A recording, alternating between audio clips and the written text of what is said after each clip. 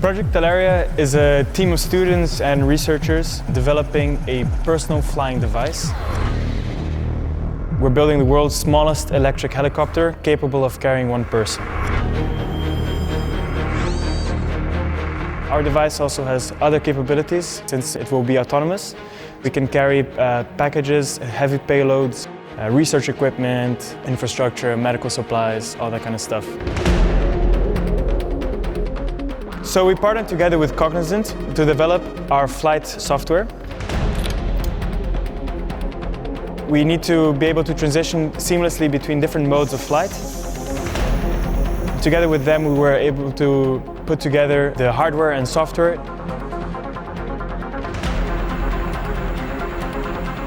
We also developed a ground station, which basically means that the device can fly autonomously. In the future, we at Talaria want to continue developing the technology and to innovate in the field of urban air mobility.